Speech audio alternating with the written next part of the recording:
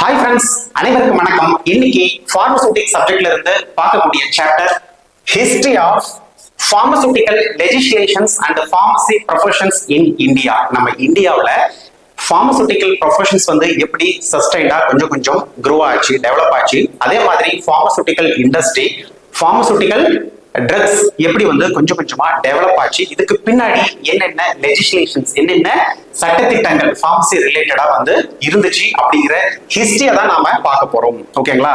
So இந்த ஹிஸ்டரியில முக்கியமா எப்படி வந்து பப்ளிக்கு வந்து ஒரு தரமான மெடிசின்ஸ் கிடைச்சது, இதுக்கு பின்னாடி எத்தனை கமிட்டிஸ், யார் யாரெல்லாம் ஒர்க் பண்ணாங்க, என்ன சட்டத்திட்டங்கள், இதை பத்தி தான் நம்ம இன்னைக்கு ஷார்ட்டா பார்க்க போறோம். வாங்க வீடியோக்குள்ள போகலாம். ஆக்சுவலி 19th செஞ்சுரிக்கு முன்னாடி இந்தியன்ஸ், அதாவது பிரிட்டிஷ் கவர்மெண்ட் அப்போ இருந்தாங்க.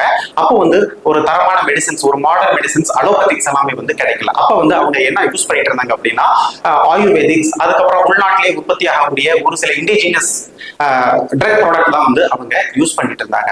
அதுக்கப்புறம் தான் வந்து ஆஃப்டர் 19th செஞ்சுரி, 19ஆம் நூற்றாண்டுக்கு அப்புறம் தான் வந்து கொஞ்சம் கொஞ்சமா மாடர்ன் மெடிசின்ஸ் வந்து நம்ம பிரிட்டிஷ் கவர்மெண்ட் என்ன பண்ணாங்க, கொஞ்சம் கொஞ்சமா உள்ள இன்ட்ரோடியூஸ் பண்ண ஆரம்பிச்சாங்க. இருந்தாலும் 19th செஞ்சுரிக்கு முன்னாடி ஒரு சில சின்ன சின்ன ஃபேக்டரிஸ், பார்மசூட்டிக்கல் இண்டஸ்ட்ரீஸ், ஒரு ஸ்மால் ஸ்கேல் இண்டஸ்ட்ரீஸ் வந்து இருந்துச்சு. ஃபார் எக்ஸாம்பிள் 1811 கல்கத்தாவில் ஃபர்ஸ்ட் கெமிஸ்ட்ரி ஷாப் வந்து ஓபன் பண்ணாங்க. யாரு? பை மிஸ்டர் பர்கெட் அப்படிங்கிறவர் வந்து வித் ஈஸ்ட் இந்தியா கம்பெனி கூட வந்து ஃபர்ஸ்ட் கெமிஸ்ட்ரி ஷாப் வந்து ஓபன் பண்ணாரு. எப்போ? 1811 வித் ஈஸ்டர்ன் இந்தியா கூட கம்பெனி கூட. ஓகேங்களா? அதை தொடர்ந்து 1820 லார்ட் கார்ன்வாலிஸ் அப்படிங்கிறவர் ஒரு ஓபியம் ஃபேக்டரி, ஒரு ஸ்மால் ஓபியம் ஃபேக்டரி வந்து கசிபூர் யூபில வந்து ஆரம்பிச்சாரு. ஓகேங்களா? இதுதான் வந்து ஃபர்ஸ்ட் அந்த 19th செஞ்சுரிக்கு முன்னாடி ஆரம்பிச்ச ஒரு சின்ன சின்ன factories. 1811 first chemistry shop by mister Bathgate with East India company கூட. அதுக்கப்புறம் 1820 லார்ட் கார்ன்வாலிஸ் அப்படிங்கிறவர் ஓபியம் ஃபேக்டரி வந்து யூபில ஆரம்பிச்சாரு. ஓகேங்களா? அதுக்கப்புறம் 19ஆம் நூற்றாண்டு ஸ்டார்ட் ஆன உடனேயே 1901 Bengal chemicals and pharmaceutical work அப்படின்னு கல்கத்தாவில் by Acharya P C Ray அப்படிங்கிறவர் ஸ்டார்ட் பண்ணாரு. Bengal chemicals and pharmaceutical work அப்படிங்கிற ஒரு சின்ன இண்டஸ்ட்ரியை வந்து ஆரம்பிச்சாரு. ஓகேங்களா? அதுக்கப்புறம் அதை தொடர்ந்து 1903 ஒரு சின்ன ஸ்மால் ஃபேக்டரி வந்து பாம்பேல பை ப்ரொஃபசர் டி.கே. கஜார் அப்படிங்கிறவர் ஆரம்பிச்சாரு. சின்ன ஸ்மால் ஃபேக்டரி. அதனுடைய விரிவாக்கம் தான் வந்து அலம்பிக் கெமிக்கல் ஒர்க்ஸ் பரோடால வந்து ஸ்டார்ட் பண்ணாரு. இந்த சின்ன சின்ன கம்பெனிஸ்கள் எல்லாமே வந்து என்ன பண்ண ஆரம்பிச்சது அப்படின்னா, க்ரூ ட்ரக்ஸ் இங்கிருந்து ஏற்றுமதி பண்றது, எக்ஸ்போர்ட் பண்ணி ஃபாரின்ல அந்த க்ரூ ட்ரக்ஸை வந்து ஃபினிஷ்டு ப்ராடக்டா மாத்தி அதுக்கப்புறம் அங்கிருந்து மறுபடியும் இம்போர்ட் பண்ணி கொஞ்சம் கொஞ்சமா பப்ளிக் வந்து சப்ளை பண்ணிட்டு இருந்தாங்க. ஏன் அப்படின்னா, நம்ம உள்நாட்டிலேயே உற்பத்தி ஆகக்கூடிய மெடிசன்ஸ் வந்து பப்ளிக் வந்து சாட்டிஸ்ஃபை ஆகல. அது வந்து அவங்களுக்கு அந்த ரெக்குவயர்மெண்ட், அந்த நீடு வந்து அவங்களுக்கு பத்தல. ஓகேங்களா? அதனால வந்து என்ன பண்ணாங்க அப்படின்னா, இங்கிருந்து க்ரூ ட்ரக் அடிச்சு ஃபினிஷ்டு ப்ராடக்டா வாங்கினாங்க. அதே சமயம் நிறைய ட்ரக்ஸ் வந்து இம்போர்ட் பண்ண ஆரம்பிச்சாங்க இந்தியாவில். ஸோ நிறைய பப்ளிக்ஸ் வந்து நாம கொடுக்கணும், எல்லாருக்கும் வந்து ட்ரக்ஸ் போய் சேரணும் அப்படின்ட்டு நிறைய ட்ரக்ஸ் வந்து இம்போர்ட் பண்ண ஆரம்பிச்சாங்க. பட் அங்க என்ன ஒரு பிரச்சனை நடந்தது அப்படின்னா, பாருங்க, பட் could not satisfy உள்ள இவ்வளவு சின்ன சின்ன இண்டஸ்ட்ரி இருந்தும் could not satisfy the need of populations.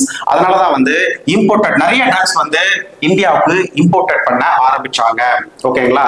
பாருங்க, 1920 இருந்து 1930 வரைக்கும் நிறைய ட்ரக்ஸ் வந்து இம்போர்ட் பண்ண ஆரம்பிச்சதுனால இங்க என்ன நடந்தது அப்படின்னா, இம்போர்ட்டட் பண்ண ட்ரக்ஸ் எல்லாமே வந்து substandard drugs, spurious and adulterated drugs.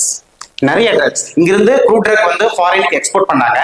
வந்த ஃபினிஷ்டு ப்ராடக்ட்லயும் அடல்ட்ரேஷன்ஸ், வந்த ஃபினிஷ்டு ப்ராடக்ட்லயும் வந்து சப்ஸ்டாண்டர்ட் ட்ரக்ஸ். அதே போல இம்போர்ட் பண்ண நிறைய ட்ரக்ஸ் வந்து என்னது, நிறைய அடல்ட்ரேஷன்ஸ் அண்ட் நிறைய சப்ஸ்டாண்டர்ட் ட்ரக்ஸ். இது எல்லாமே வந்து பப்ளிக் ரொம்ப என்னது ஹார்ம்ஃபுல் டு பப்ளிக் ரொம்ப வந்து இன்ஜூர் பண்ண ஆரம்பிச்சு. ஓகேங்களா? சோ இதுக்கு முன்னாடி ஒரு சில சட்டங்கள் இருந்துச்சு. ஃபார் எக்ஸாம்பிள் என்ன பாருங்க, தி பாய்சன் ஆக்ட் 1919, அதுக்கப்புறம் டேஞ்சரஸ் ட்ரக் ஆக்ட் 1930, அதுக்கப்புறம் இந்த ஓபியம் ஆக்ட் 1878. சோ இவ்வளோ சட்டங்கள், இவ்வளோ ஆக்ட் இருந்தும் நிறைய ட்ரக் இம்போர்ட்டட் பண்ண ட்ரக்ஸ்ல வந்து சப்ஸ்டாண்டர்ட் ட்ரக்கும் அடல்ட்ரேட்டட் ட்ரக்கும் இருந்துச்சு. இது பப்ளிக் வந்து ரொம்ப ஹெல்த் வைஸா பாதிச்சது. ஓகேங்களா? இது வந்து ஒரு சின்ன ஹிஸ்டரி. அதே 19ஆம் நூற்றாண்டு இது வந்து ரிலேட்டட் டு இண்டஸ்ட்ரீஸ். அதுக்கப்புறம் கொஞ்சம் அகாடமிக், கொஞ்சம் நம்ம ஃபார்மசி ப்ரொஃபஷன்ஸ்ல என்ன சின்ன சின்ன ஒரு இனிஷியேஷன் இருந்துச்சுன்னு பாருங்க. 19ஆம் நூற்றாண்டுக்கு முன்னாடியே 1899ல compounder training course started in Madras. Madras medical காலேஜ்ல வந்து 1899ல கம்பவுண்டர் ட்ரைனிங் கோர்ஸ் அப்படிங்கிறது ஒரு சின்ன கோர்ஸ் வந்து ஆரம்பிச்சாங்க. சர்டிஃபைடு வந்து இஷ்யூ பண்ணாங்க. அதுக்கப்புறம் 1920ல all India compounders and dispensers associations வந்து எஸ்டாப்ளிஷ் பண்ணாங்க 1920ல. அதுக்கப்புறம் 1928ல state medical faculty of Bengal இவங்க வந்து ஒரு 2 years கோர்ஸ் கம்பவுண்டர் கோர்ஸ் வந்து இன்ட்ரோடியூஸ் பண்ணாங்க. யாரு? 1828ல state medical faculty of Bengal அவங்க வந்து ஒரு 2 years கோர்ஸ் ஃபார் கம்பவுண்டர்ஸ் இதை வந்து ஸ்டார்ட் பண்ணாங்க. இது எல்லாமே வந்து அந்த ஸ்டார்டிங் இனிஷியல் 19ஆம் நூற்றாண்டுல ஸ்டார்டிங்ல வந்து ரிலேட்டட் டு அகாடமிக்ஸ் இதெல்லாமே வந்து கொஞ்சம் கொஞ்சமா டெவலப் ஆக ஆரம்பிச்சது. ஓகேங்களா? ஓகே, அதுக்கப்புறம் என்ன நடந்துச்சு அப்படின்னா, சோ இந்த பப்ளிக்கு நிறைய சப்ஸ்டண்டட் ட்ரக்ஸ் வந்து இம்போர்ட்டட் ஆக ஆரம்பிச்சது. அதனால பிரிட்டிஷ் கவர்மெண்ட் வந்து என்ன பண்ணுச்சு, ஒரு கமிட்டியை வந்து ஃபார்ம் பண்ணுச்சு. இந்த கமிட்டி தான் முக்கியமானது. இந்த கமிட்டி கொடுத்த ரெக்கமெண்டேஷன் அண்ட் ரிப்போர்ட் தான் வந்து இன்னைக்கு pharmacy field, pharmacy profession and pharmaceutical industry இந்த அளவுக்கு ஒரு வளர்ச்சி அடைஞ்சதுக்கு ஒரு முக்கியமான புள்ளி எங்க ஆரம்பிச்சது அப்படின்னா, இங்க ட்ரக் என்கொயரி கமிட்டி 11/8/1930ல ட்ரக் என்கொயரி கமிட்டி DEC அப்படின்னு சொல்லுவோம். இது வந்து சோப்ரா கமிட்டி அப்படின்னு சொல்லுவோம். இதை வந்து நம்ம என்ன சொல்லுவோம், சோப்ரா கமிட்டி அப்படின்னு சொல்லுவோம். அண்டர் சேர்மன்ஷிப் ஆஃப் பால் RN சோப்ரா தலைமையில. சேர்மன் யாரு இந்த கமிட்டிக்கு? RN சோப்ரா. அதுக்கப்புறம் C கோவிந்தன் நாயர் அப்படிங்கிறவர் செக்ரட்டரியா இருந்தார் இந்த கமிட்டிக்கு. அதே போல டாக்டர் பி முகர்ஜி அப்படிங்கிறவர் வந்து அசிஸ்டன்ட் செக்ரட்டரியா இருந்தாரு. சோ இப்ப சேர்மன்ஷிப் இந்த ட்ரக் என்கொயரி கமிட்டிக்கு RN சோப்ரா சேர்மனாகவும், C கோவிந்தன் நாயர் அப்படிங்கிறவர் செக்ரட்டரியாகவும், அதுக்கப்புறம் டாக்டர் பி முகர்ஜி அப்படிங்கிறவர் அவருக்கு அசிஸ்டன்ட் செக்ரட்டரியாகவும் இந்த கமிட்டியை வந்து எப்போ 11/8/1930ல கான்ஸ்டிடியூட் பண்ணாங்க. அதுக்கப்புறம் அவங்க ஸ்டடியை வந்து ஆரம்பிச்சாங்க. அவங்க ஸ்டடியை ஆரம்பிச்சு 1931ல அவங்க வந்து ஒரு ரிப்போர்ட்டை சப்மிட் பண்ணாங்க. அந்த ரிப்போர்ட்ல அந்த கமிட்டி வந்து அந்த Chopra committee drug enquiry committee வந்து நிறைய ரெக்கமெண்டேஷன்ஸ் வந்து கொடுத்தாங்க. அந்த ரெக்கமெண்டேஷன்ஸ் தான் வந்து இன்னைக்கு இவ்வளவு வளர்ச்சிக்கு காரணம். சோ அவங்க சுருக்கமா சொல்லிடுறேன், இதை நம்ம தனி கிளாஸ்ல பார்க்கலாம். நிறைய ரெக்கமெண்டேஷன்ஸ் கொடுத்தாங்க. சோ அவங்க என்ன அப்படின்னா, central legislations to control drug and pharmacy control பண்றதுக்கு சென்ட்ரல்ல ஒரு லெஜிஸ்லேஷன்ஸ் வந்து கொண்டு வரணும் அப்படின்னு அவங்க ஒரு ரெக்கமெண்டேஷன்ஸ் வந்து மெயினா வச்சாங்க. அதுக்கப்புறம் testing laboratory in all state, எல்லா ஸ்டேட்லயும் வந்து ட்ரக்கை வந்து டெஸ்ட் பண்றதுக்கு அதனுடைய குவாலிட்டி, அதனுடைய குவான்டிட்டி, அதனுடைய தரம் வந்து நம்ம செக் பண்றதுக்கு வந்து எல்லா ஸ்டேட்லயும் வந்து டெஸ்டிங் லேபரட்டரி வந்து வைக்கணும் to improve quality of product அப்படிங்கிற ரெக்கமெண்டேஷன்ஸ் கொடுத்தாங்க. அதே போல advisory board to advise the government regarding drugs பத்தின நாலேஜ் கொடுக்கிறதுக்கு ஒரு அட்வைசரி கமிட்டி வந்து ஃபார்ம் பண்ணணும்னு சொன்னாங்க. அதே போல வந்து ட்ரைனிங் கோர்சஸ் வந்து ஃபார்மசில வந்து ட்ரைனிங் கோர்சஸ் ஆரம்பிக்கணும். அதுக்கப்புறம் prescribing minimum qualifications for registered pharmacist. So இதுக்கு எல்லாமே வந்து ஒரு அகாடமிக் லெவல்ல நாம கொஞ்சம் இம்ப்ரூவ் ஆகணும். நம்ம வந்து ஃபார்மசி ஃபீல்ட்ல நிறைய ட்ரைனிங் கொடுக்கணும். அதே போல ட்ரக் ஹேண்டில் பண்றதுக்கு ஒரு ரெஜிஸ்டர்ட் ஃபார்மசிஸ்ட், ஒரு ட்ரெயின்டு ஃபார்மசிஸ்ட் இருக்கணும் அப்படிங்கிற ரெக்கமெண்டேஷன்ஸ் எல்லாமே கொடுத்தாங்க. சோ இந்த மாதிரி நிறைய ரெக்கமெண்டேஷன்ஸ் இந்த சோப்ரா கமிட்டி வந்து கொடுத்தாங்க. பட் பிரிட்டிஷ் கவர்மெண்ட் அப்போ இருந்ததுனால அவங்க 1937 வரைக்கும் அவங்க வந்து அவங்க கொடுத்த ரெக்கமெண்டேஷன் அண்ட் ரிப்போர்ட்டை பேஸ் பண்ணி அவங்க எதுவுமே வந்து ஃபர்தரா ஸ்டெப் எடுக்கல. அதுக்கப்புறம் 1931ல கொடுத்தாங்க. கிட்டத்தட்ட 6 வருஷம் கழிச்சுங்க ஆகஸ்ட் 1937ல ஒரு பில் பாஸ் பண்ணாங்க. என்ன அப்படின்னா, import of drug bill was introduced later. First introduce பண்ணாங்க, அதுக்கப்புறம் later withdrawn due to public criticisms. 1937ல இன்ட்ரோடியூஸ் பண்ணாங்க. உடனே இந்த இம்போர்ட் ஆஃப் ட்ரக் பில்ல வந்து வித்ட்ரா பண்ணிட்டாங்க. ஏன் அப்படின்னா, நிறைய இம்போர்ட் பண்ணக்கூடிய ட்ரக் வந்து சப்ஸ்டாண்டர்டா இருக்கு, பப்ளிக்ல நிறைய இஷ்யூ இருக்கு அப்படின்று ஆல்ரெடி இந்த ப்ராப்ளம் போயிட்டு இருந்துச்சு. அதனால இம்போர்ட் ஆஃப் ட்ரக் பில்லுக்கு எகெயின்ஸ்டா பப்ளிக் வந்து ப்ரொபோஸ் பண்ண ஆரம்பிச்சாங்க. இதுக்கு வந்து இந்த 2 நிறுவனமும் வந்து ஆதரவு கொடுத்தாங்க. என்ன அப்படின்னா, இந்த ஒரு சில சின்ன சின்ன கம்பெனிஸ், இந்த மிஸ்டர் பர்கேட் அப்படிங்கிறவரு, அதுக்கப்புறம் வந்து பெங்கால் கெமிக்கல்ஸ் அண்ட் ஃபார்மசூட்டிகல்ஸ், அதுக்கப்புறம் அலம்பி கெமிக்கல் ஒர்க்ஸ். ஸோ இந்த சின்ன சின்ன இண்டஸ்ட்ரீஸ் அதனுடைய தலைவர்கள் அவங்க எல்லாமே வந்து பப்ளிக் கூட சேர்ந்து இந்த இம்போர்ட் ஆஃப் ட்ரக் பில்லை வந்து நீங்க ஸ்டாப் பண்ணணும் அப்படின்னு பிரிட்டிஷ் கவர்மெண்ட்டுக்கு வந்து அழுத்தம் கொடுத்ததுனால இந்த இம்போர்ட் ஆஃப் ட்ரக் பில் இந்த ஃபர்ஸ்ட் லேட்டரா வந்து வித்ட்ரா பண்ணிட்டாங்க. அதுக்கப்புறம் தான் வந்து 1940 வந்து இந்த ட்ரக் பில் அப்படிங்கிறது கொண்டு வந்தாங்க. அந்த இம்போர்ட்டை எடுத்துட்டாங்க. இந்த ட்ரக் பில் வந்து was introduced in 1940 வந்து இன்ட்ரோடியூஸ் பண்ணாங்க பார்லிமெண்ட்ல. ஓகேங்களா? சோ இந்த ட்ரக் பில் வரதுக்கு முக்கியமான காரணமே இந்த கமிட்டி கொடுத்த ரெக்கமெண்டேஷன்ஸ் தான். So in 1940 the drug bill was introduced in the parliament based on drug enquiry committee. அதுக்கப்புறம் லேட்டரா the drug act 1940 was enacted.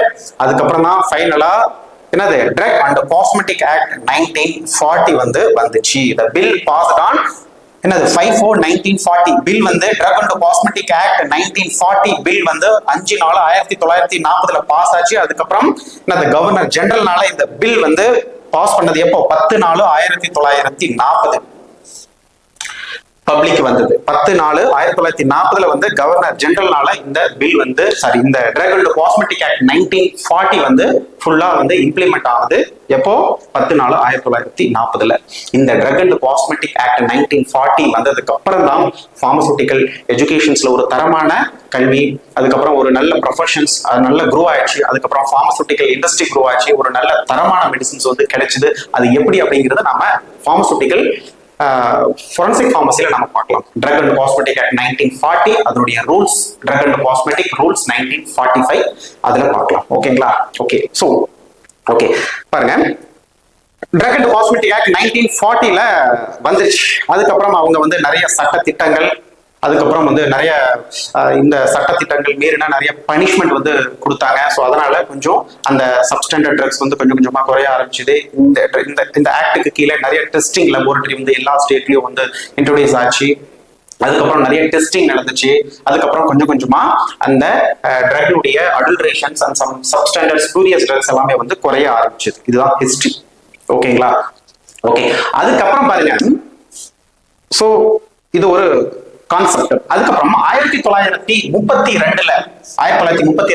ஒரு 2 இயர்ஸ் டிகிரி கோர்ஸ் இன் பார்மசி வந்து ஆரம்பிச்சாங்க. அதாவது பார்மசூட்டிக்கல் கெமிஸ்ட்ரி அண்ட் பார்மசூட்டிக்ஸ் பேஸ் பண்ணி டிபார்ட்மெண்ட்ஸை பேஸ் பண்ணி BSc pharmacy அப்படின்னு ஆரம்பிச்சாங்க. இதுதான் வந்து பிகினிங் ஆஃப் பார்மசி எஜுகேஷன்ஸ். எங்க பனாரஸ் ஹிந்து யூனிவர்சிட்டியில 1932 department of pharmaceutical chemistry and pharmaceutics அப்படின்னு பிஎஸ்சி பார்மசி வந்து ஆரம்பிச்சாங்க. யாரு தலைமையில் அப்படின்னா பை ப்ரொஃபசர் மகாதேவ் லால் ஸ்கிராஃப். இவர் தான் வந்து father of pharmacy education in country. நம்ம இந்தியாவுக்கு யாரு father of pharmacy? Professor Mahadev Lal Schroff. இது ஒரு முக்கியமான கொஸ்டின்ஸ், நோட் பண்ணிக்கோங்க. 1932 பனாரஸ் ஹிந்து யூனிவர்சிட்டி BHUல பார்மசி டிகிரி கோர்ஸ் வந்து ஸ்டார்ட் பண்ணாங்க. ஓகேங்களா? ஓகே, அதுக்கப்புறம் இந்த ப்ரொஃபசர் மகாதேவ் லால் ஸ்கிராஃப் வந்து நிறைய விஷயம் நம்ம பார்மசியில பண்ணியிருக்காரு. அதனாலதான் இவருக்கு வந்து ஃபாதர் ஆஃப் பார்மசின்னு சொல்றோம். இவர் என்ன பண்ணாரு? 1932 இந்த கோர்ஸ் வந்து BHUல ஸ்டார்ட் பண்ணாரு. அதுக்கப்புறம் 1932 ஆரம்பிச்சு 35 வந்து யுனைடெட் ப்ரொவின்சஸ் பார்மசூட்டிக்கல் அசோசியேஷன்ஸ், அதாவது UPPA வந்து பனாரஸ் ஹிந்து யூனிவர்சிட்டியில வந்து எஸ்டாப்ளிஷ் பண்ணாரு. UPPA அப்படிங்கிற ஒரு அசோசியேஷனை வந்து BHUல ஸ்டார்ட் பண்ணாரு. அதுக்கப்புறம் இந்த UPPAங்கிறது 1939 வந்து நேம் சேஞ்ச் ஆகிச்சு. Renamed as a Indian pharmaceutical associations, அதாவது இப்ப இருக்கிற IPA. அதாவது UPPAங்கிறது வந்து இந்தியன் பார்மசூட்டிக்கல் அசோசியேஷனா நேம் வந்து சேஞ்ச் ஆச்சு. சோ இந்த IPPA தான் வந்து first publications of Indian journal pharmacy publications வந்து ஆரம்பிச்சாங்க. அதாவது இந்தியன் ஜர்னல் பார்மசி, அதுக்கப்புறம் வந்து லேட்டரா என்னது Indian journal of pharmaceutical science. இப்ப இருக்கிற Indian journal of pharmaceutical science தான் வந்து அப்போ publications of Indian journal pharmacy இருந்துச்சு. இது வந்து 1939 வந்துச்சு இந்த பப்ளிகேஷன்ஸ். அதுக்கப்புறம் இதை தொடர்ந்து தான் வந்து என்னது 1940 அதாவது இந்த ஆக்ட் வந்து பாருங்க, ட்ரக் அண்ட் காஸ்மெட்டிக் ஆக்ட் 1940 வந்துச்சு. அதுக்கப்புறம் தான் organised all India pharmaceutical conference ஆரம்பிச்சாங்க, AIPC. பாருங்க 1932 அகாடமிக் ஒரு சின்ன கோர்ஸ் வந்து pharmaceutical chemistry and pharmaceutics department base பண்ணி ஒரு கோர்ஸ் ஸ்டார்ட் பண்றாங்க. 35ல வந்து UPPA அப்படிங்கிற அசோசியேஷன்ஸ் ஆரம்பிக்கிறாங்க. 39ல அதனுடைய நேம் வந்து இந்தியன் பார்மசூட்டிக்கல் அசோசியேஷனா மாத்துறாங்க. அதுக்கப்புறம் இந்த இந்தியன் பார்மசூட்டிக்கல் அசோசியேஷன்ஸ் வந்து publications of Indian journal pharmacy அப்படிங்கறத வந்து இன்ட்ரோடியூஸ் பண்றாங்க. அதாவது இப்ப இருக்கிற Indian journal of pharmaceutical science. அதுக்கப்புறம் உடனே 1940ல வந்து ஆல் இந்தியா பார்மசூட்டிக்கல் கான்ஃபரன்ஸை வந்து ஆர்கனைஸ் பண்றாங்க. ஓகேங்களா? அப்பதான் வந்து ட்ரக் அண்ட் காஸ்மெட்டிக் ஆக்ட் 1940 உள்ள வந்திருக்கு. ஓகேங்களா? ஓகே, அதுக்கப்புறம் என்ன நடந்தது அப்படின்னா, அதுக்கப்புறம் இன்னொரு கமிட்டி ஃபார்ம் ஆச்சு. என்ன அப்படின்னா health survey and development committee. Health survey and development committee October 1943ல under the chairmanship of J Bhore தலைமையில சேர்மன்ஷிப்ல வந்து health survey and development committee வந்து ஃபார்ம் ஆச்சு. ஸோ இந்த கமிட்டியினுடைய முக்கியமான நோக்கமே வந்து என்ன அப்படின்னா, அவங்களுடைய சர்வே, அவங்களுடைய ஸ்டடி எல்லாமே வந்து தரமான பார்மசிஸ்ட் இருக்காங்களா, எல்லாருமே குவாலிஃபைடு பார்மசிஸ்டா, கெமிஸ்ட்ரி ஷாப்ல வந்து எல்லாம் தரமான மருந்து இருக்கா அப்படிங்கறத வந்து ஸ்டடி பண்ண ஆரம்பிச்சாங்க. ஓகேங்களா? ஸோ ட்ரைன்டு பார்மசிஸ்டா, ரெஜிஸ்டர்ட் பார்மசிஸ்ட் இருக்கிறாங்களா, ஸோ எப்படி வந்து ஒரு தரமான மருந்து வந்து பப்ளிக்கு போய் சேருதா அப்படிங்கிற ஒரு சின்ன சர்வே வந்து பண்ணாங்க. ஓகேங்களா? எந்த கமிட்டி? இந்த health survey and development committee 1943 அக்டோபர்ல. ஓகேங்களா? அதுக்கப்புறம் பார்மசி பில் 1945ல வந்துச்சுங்க. பார்மசி பில் வந்து இன்ட்ரோடியூஸ் பண்ணாங்க. எப்போ? 1945ல. இந்த பார்மசி பில் வரதுக்கு முக்கியமான காரணமே வந்து இந்த ஹெல்த் சர்வே அண்ட் டெவலப்மெண்ட் கமிட்டியும் அதுக்கப்புறம் இந்த சோப்ரா கமிட்டி கொடுத்த ரெக்கமெண்டேஷன் பேஸ் பண்ணி பார்மசி பில் வந்து 1945ல வந்து கொண்டு வந்தாங்க. ஓகேங்களா? ஓகே, அதுக்கப்புறம் வந்து பார்மசி ஆக்ட் 1948ல வந்துச்சு. ஆஃப்டர் இண்டிபெண்டன்ஸ் 1947க்கு அப்புறம் பார்மசி ஆக்ட் 1948 வந்துச்சு.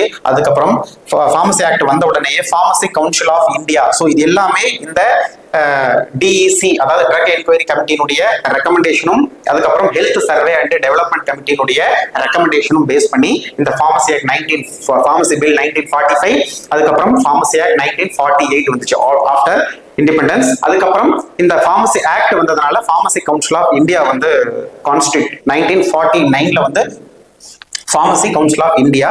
இவங்களுடைய முக்கியமான நோக்கமே வந்து பார்மசி கரிக்குலம், பார்மசி எஜுகேஷன்ஸ்க்கான சிலபஸ் ரெடி பண்றது, ஸோ ஸ்டூடெண்ட்ஸ்க்கு வந்து ஒரு நல்ல தரமான கல்வி கொடுக்கறது. ஓகேங்களா? அவங்களுக்கு வந்து ட்ரைனிங் ப்ரொவைட் பண்றது, ஸோ ரெஜிஸ்டர்ட் பார்மசிஸ்ட ரெக்கார்ட் மெயின்டைன் பண்றது. ஓகேங்களா? ஒரு பார்மசியில ஒர்க் பண்றதுக்கு மினிமம் குவாலிஃபிகேஷனை வந்து ப்ரிஸ்கிரைப் பண்றது. ஸோ இந்த மாதிரி டியூட்டி தான் வந்து பார்மசி கவுன்சில் ஆஃப் இந்தியாவுடைய வேலை. இது வந்து நாம பார்மசூட்டிக்கல் ஃபோரன்சிக் பார்மசியில வந்து நாம செப்பரேட்டா படிக்கலாம். ஓகேங்களா?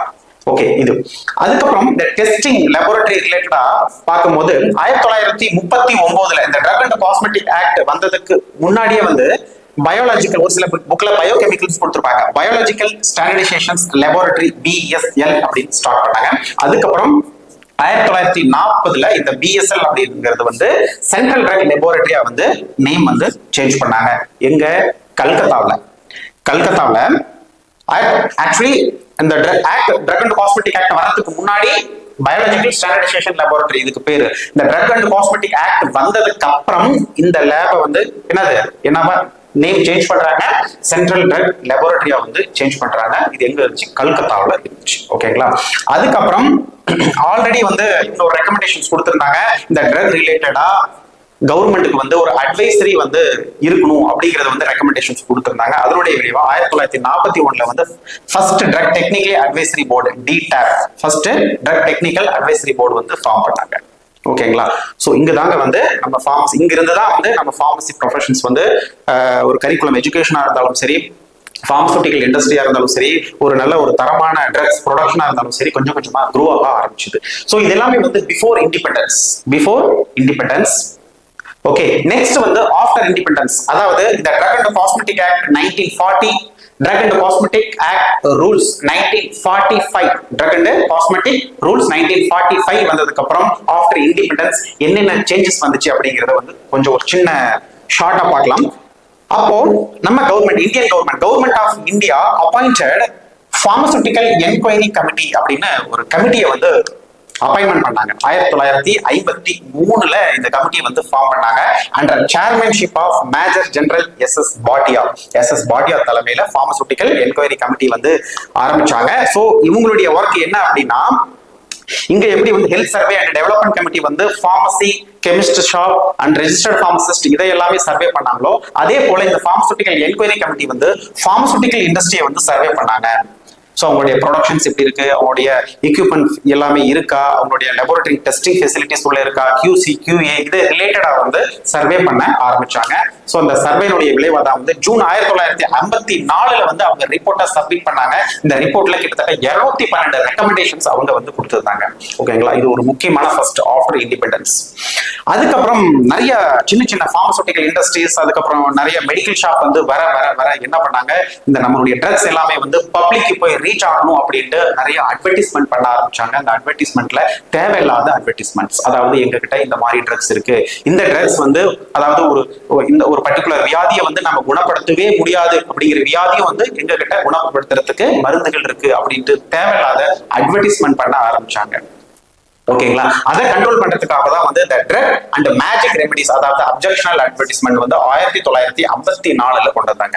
ட்ரக் அண்ட் மேஜிக் ரெமெடிஸ், அதாவது அப்ஜெக்ஷனல் அட்வர்டைஸ்மெண்ட் 1954 கொண்டு வந்தாங்க. இது என்ஃபோர்ஸ்ட் ஆன் 30/4/1954 இந்த ட்ரக் அண்ட் மேஜிக் ரெமெடிஸ் வந்து என்ஃபோர்ஸ் பண்ணாங்க. ஓகேங்களா, ஓகே. அடுத்தது வந்துங்க இந்த medicinal and toilet preparations excise duty 1955 கொண்டு வந்தாங்க. Especially alcohol preparations, alcohol base பண்ணி என்னென்ன ப்ரிப்பரேஷன்ஸ் அதை மானிட்டர் பண்றதுக்காக medicinal and toilet preparations excise duty வந்து 1955 கொண்டு வந்தாங்க. ஓகேங்களா, ஓகே. அதுக்கப்புறம் government of India appointed the health survey and planning committee. எப்போ 1959 இன்னொரு கமிட்டி வந்து ஃபார்ம் பண்றாங்க. என்ன அப்படின்னா health survey and planning committee அப்படின்னு June 1959 under the chairmanship of doctor A Lakshmana Mudaliar தலைமையில வந்து இந்த கமிட்டியை வந்து ஃபார்ம் பண்றாங்க. இவர் ஒரு ஸ்டடி பண்ணிட்டு இவர் ரிப்போர்ட்டை வந்து அக்டோபர் 59 ஆரம்பிச்சு அக்டோபர் 1961 இவர் ஒரு அறிக்கையை கொடுக்குறாரு. இவர் ஒரு ரெக்கமெண்டேஷன், இவர் ஒரு ரிப்போர்ட்டை வந்து கொடுக்குறாரு. ஸோ இவருடைய ரெக்கமெண்டேஷன்ஸ் எதை பேஸ் பண்ணி அப்படின்னா drugs prepared according to indigenous system of medicines. அதாவது இவங்க ஸ்டடிஸ் வந்து எது ரிலேட்டட் அப்படின்னா பார்மசூட்டிக்கல் இண்டஸ்ட்ரி, அதுல அவங்க வந்து யூஸ் பண்ற ப்ரொசீஜர்ஸ், அவங்க வந்து ஒரு தரமான ட்ரக்ஸ் வந்து ப்ரொடியூஸ் பண்றாங்களா அப்படிங்கறத வந்து மறுபடியும் சர்வே பண்ண ஆரம்பிச்சாங்க. ஓகேங்களா, அதுக்கப்புறம் இவங்க ஒரு சில ரெக்கமெண்டேஷன்ஸ் கொடுத்தாங்க. அதனாலதான் வந்து அதுக்கப்புறம் வந்து என்ன ஸ்டார்ட் ஆக ஆரம்பிச்சது அப்படின்னா இந்தியன் பார்மகோபியல் லிஸ்ட் வந்து பப்ளிஷ் பண்ணாங்க. எப்போ 1946 வந்து ஆல்ரெடி பப்ளிஷ் பண்ணியிருந்தாங்க இந்த இந்தியன் பார்மகோபியல் லிஸ்ட் 1946.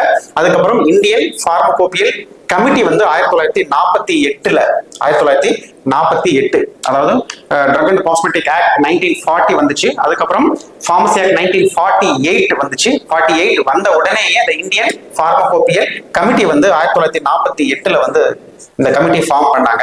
அதனுடைய விளைவாக தான் நமக்கு வந்து இந்தியன் பார்மகோபியா ஃபர்ஸ்ட் எடிஷன்ஸ் வந்து 1955 வந்துச்சு. அதுக்கப்புறம் அதனுடைய செகண்ட் எடிஷன் 1966, தேர்ட் எடிஷன்ஸ் 1985, அதுக்கப்புறம் கண்டினியூஸா அதனுடைய ஃபோர்த் எடிஷன்ஸ் 1996 வர ஆரம்பிச்சது. ஓகேங்களா, இது ஒரு இண்டிபெண்டன்ஸ்க்கு அப்புறம் ஒரு சேஞ்சஸ், முக்கியமான சேஞ்சஸ் வந்து இந்தியன் பார்மகோபியா. ஓகேங்களா, அதுக்கப்புறம் வந்து எசென்ஷியல் கமாடிட்டி ஆக்ட்ஸ் வந்து 1955 வந்துச்சு. எசென்ஷியல் கமாடிட்டி ஆக்ட், அதுக்கப்புறம் வந்து ட்ரக் பிரைஸ் கண்ட்ரோல் ஆர்டர் வந்து 1966, அதுக்கப்புறம் 1970, 1979, 1987, அதுக்கப்புறம் 1995 அந்த மாதிரி ட்ரக் பிரைஸ் கண்ட்ரோல் ஆர்டர் வந்து வர ஆரம்பிச்சுது. ஓகேங்களா, அதுக்கப்புறம் இந்த narcotic drug and psychotropic substances act 1985 கொண்டு வந்தாங்க. சோ இந்த ஆக்ட், இந்த narcotic drug and psychotropic substances act வந்து இதை எடுத்தாங்க. எந்த இதுனா the dangerous drug act 1930 and opium act 1878க்கு பதிலா இந்த narcotic drugs and psychotropic substances act 1985 கொண்டு வந்தாங்க. ஓகேங்களா, இந்த ரெண்டு ஆக்டையும் ரிமூவ் பண்ணிட்டு இந்த ஆக்ட் கொண்டு வந்தாங்க.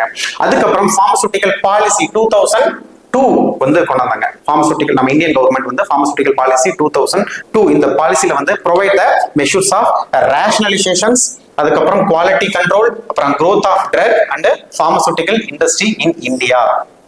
ஸோ இந்த பாலிசியில கொண்டு வந்தாங்க. இந்த பாலிசி தான் வந்து ரொம்ப முக்கியமான காரணம் எதுக்கு GATT அக்ரிமெண்ட், அதாவது உலக வர்த்தம் கூட வந்து நம்ம ட்ரக் வந்து நம்ம ட்ரக்ஸ் வந்து ஏற்றுமதி இறக்குமதி பண்றதுக்கும் வந்து இந்த ஃபார்மசூட்டிக்கல் பாலிசி 2002 வந்து ரொம்ப ஹெல்ப்ஃபுல்லா இருந்துச்சு.